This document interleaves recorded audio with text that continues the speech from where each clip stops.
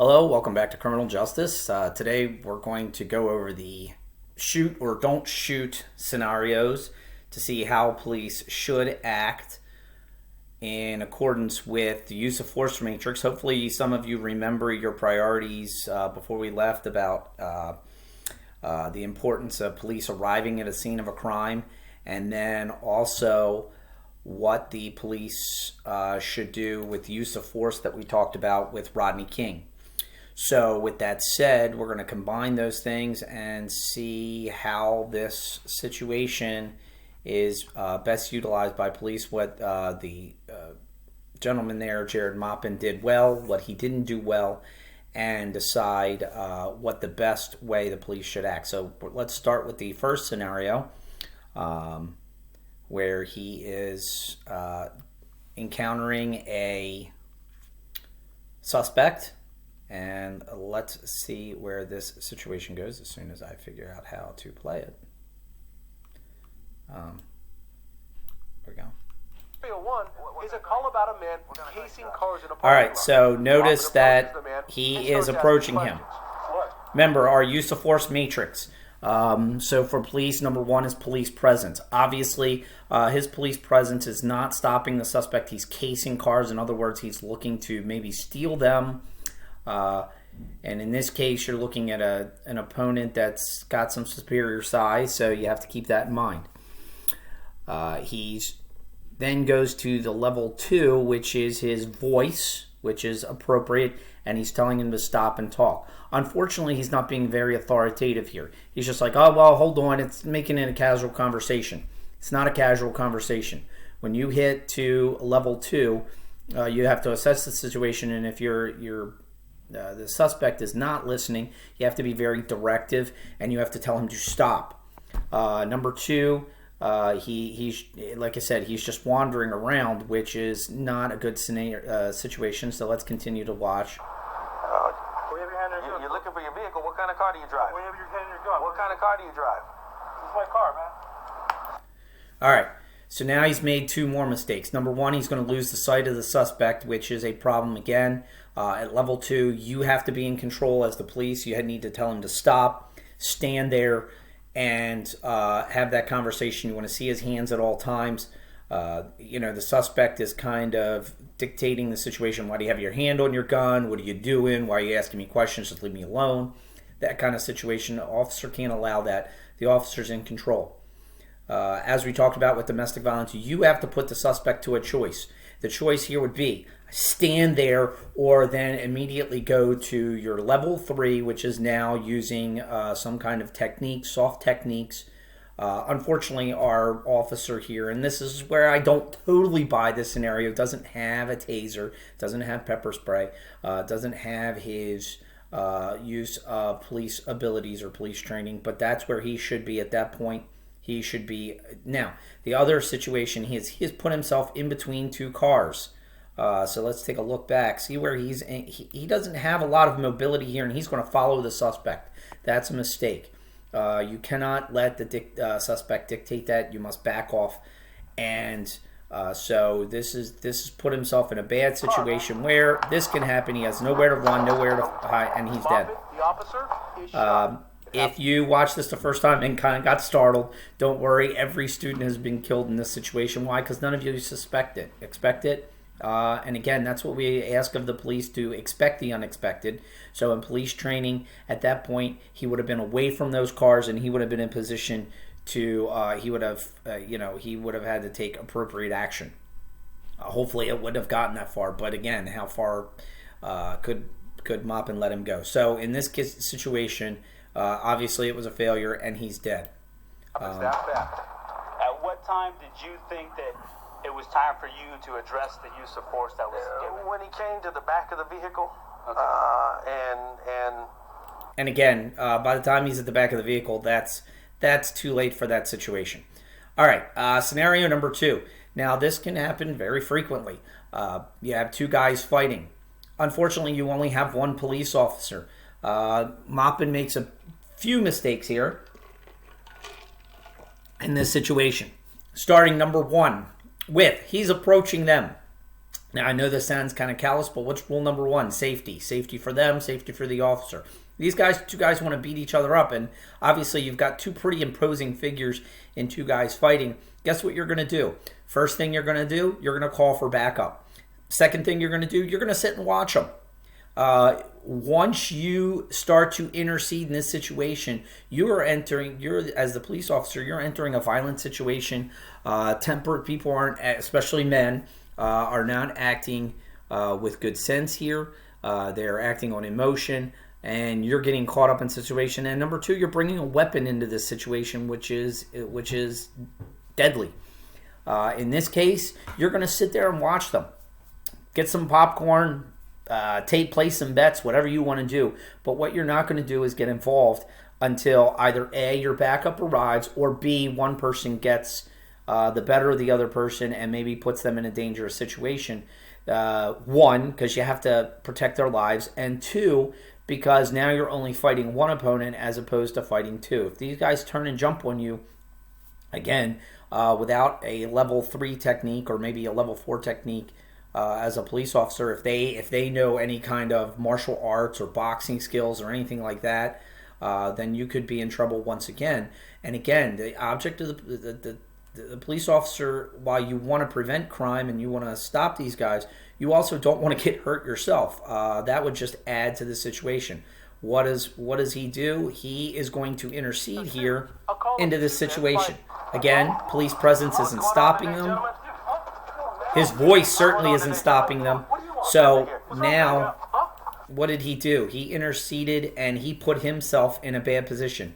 And now he has closed the gap between him and the suspect, when if he was standing back by his car and waiting for backup, this wouldn't be a situation.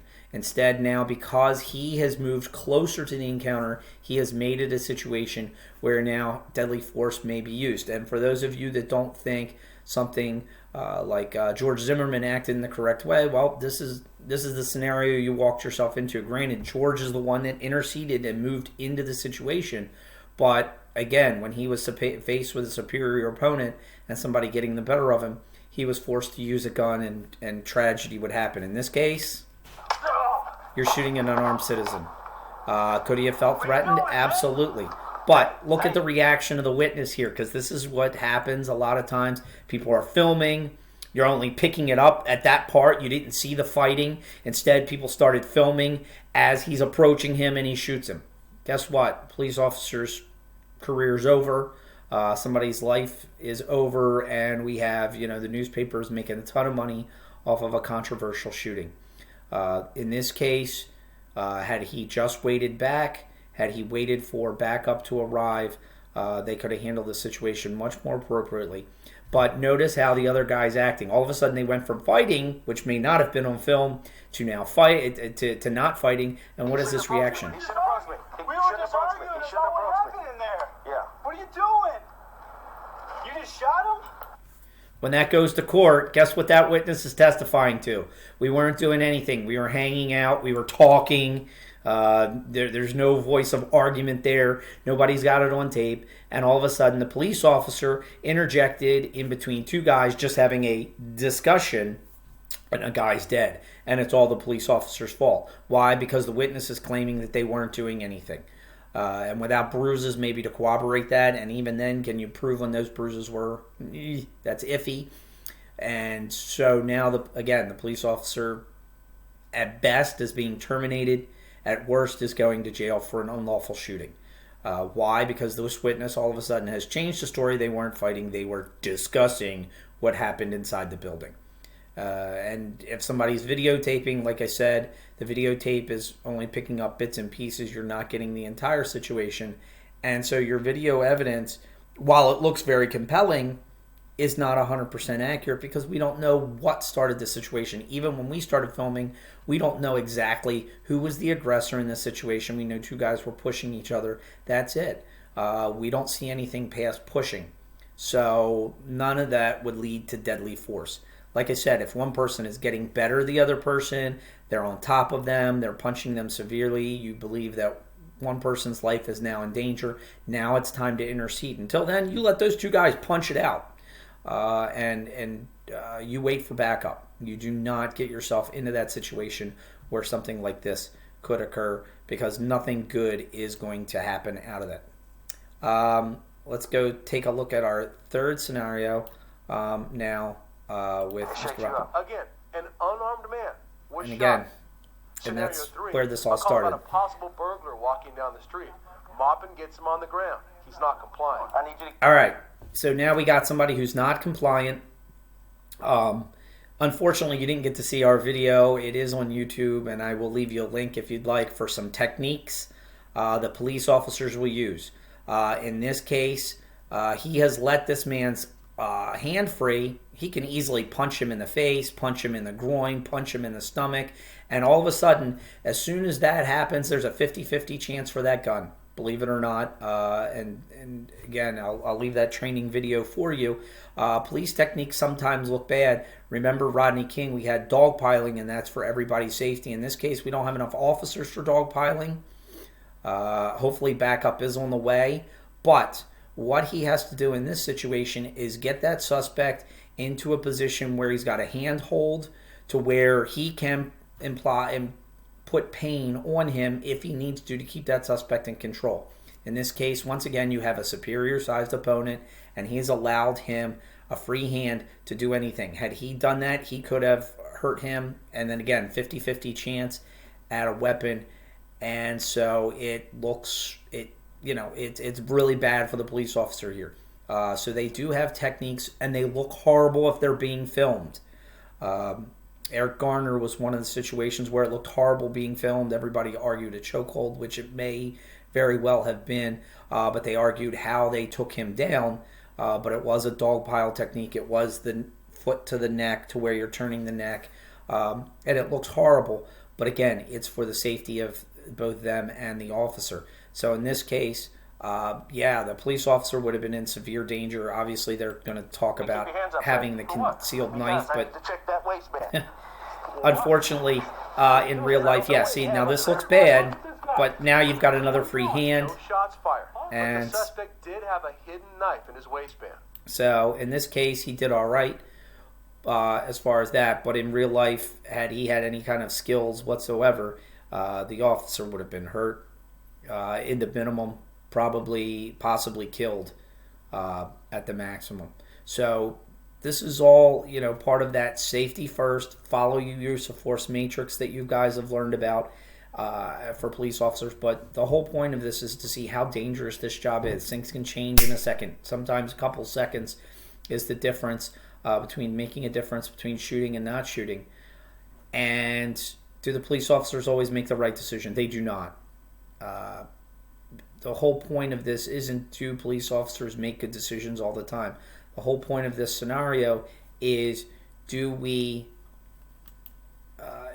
have the trust in the police to make the decision in a second or two? And it's very easy when you're watching on videotape and your life's not in danger. In real life situations, everything's happening so quickly and the police have to go to their training. Obviously, officers that have been around a little bit longer should be held to a little bit higher responsibility, but young officers make bad decisions. And that's when we get videos, and that's when we get a lot of scrutiny for them. So keep that in mind when the next time you see a video of an officer making a bad decision. Was it a bad decision, or was it a split-second decision? Because it could be their life or death. All right, this week we're going to be working on Casey Anthony case. I'll be giving you PowerPoint on some notes on people inside the jury. So until then, I will talk to you soon.